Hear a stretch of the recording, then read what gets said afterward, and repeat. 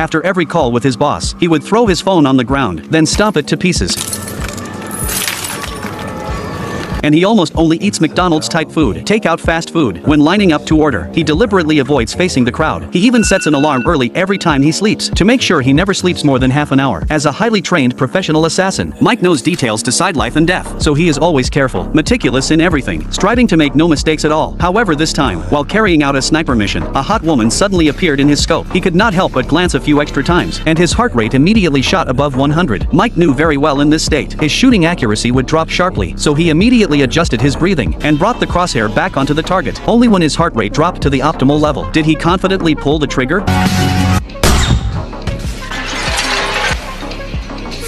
Mike wanted to fire another shot, but the bodyguard across the way was just as professional and pulled the curtains immediately. Realizing the mission had failed, Mike did not dare waste a second, quickly packed his gear and prepared to retreat. His movements were fast but not panicked. Clearly he had prepared an emergency plan in advance. He picked up the shell casing from the ground, put on his helmet and hurried downstairs, got on the motorcycle he had prepared earlier, and brushed past the police arriving downstairs. The escape route Mike chose was made up of relatively quiet side roads, easy to stay hidden, and convenient for disposing of tools. Seeing a garbage truck parked ahead, he simply threw the backpack with the gun directly into it. After riding some distance, Mike abandoned the motorcycle on his own and casually tossed the helmet into the river, following him to a convenience store. Using borrowing the restroom as an excuse, he quickly stripped off his clothes and repeatedly washed every inch of his skin, trying to remove any lingering gunpowder smell, then changed into a tourist outfit. Before leaving, he even sprayed some perfume on the sink to cover his traces. Next, he flagged down a random taxi by the road and rushed non-stop to the airport, and before going inside, he pulled out his last self-defense handgun, carefully wiped away the fingerprints, and threw it into a trash can. But even though he had no suspicious items left on him, when going through security, seeing the police dog at the entrance staring straight at him, Mike could not help but feel a trace of worry, so he quietly left the line, turned and went into the restroom, and once again thoroughly cleaned his entire body. After all, this was about life and death, and he could not afford to take risks. Then he used a forged ID to successfully check in for his flight, but at this moment he received a call from his boss. How could this happen? It's unprecedented. It happened. Is that what you suggest? I informed the client. It happened.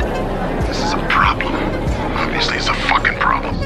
I'll offer to make it right as... Mike knew better than anyone that for an assassin, once a mission fails, what awaits is not just revenge from the target. Sometimes it can even bring a kill order from the employer, so he did not dare relax at all. After hanging up, he immediately pulled out the SIM card and stumped the phone into pieces to prevent being tracked. After boarding the plane, Mike remained on high alert. He constantly watched his surroundings and soon noticed a suspicious man wearing sunglasses who seemed to be watching him secretly. And during the transfer, Mike was surprised to find that this guy had also booked a connection, and even more coincidentally, the two later met again in the same waiting area, which meant they were on the same flight again. Mike instantly sensed danger, so he decisively chose to rebook, temporarily checked into an airport hotel, and immediately ordered himself a hearty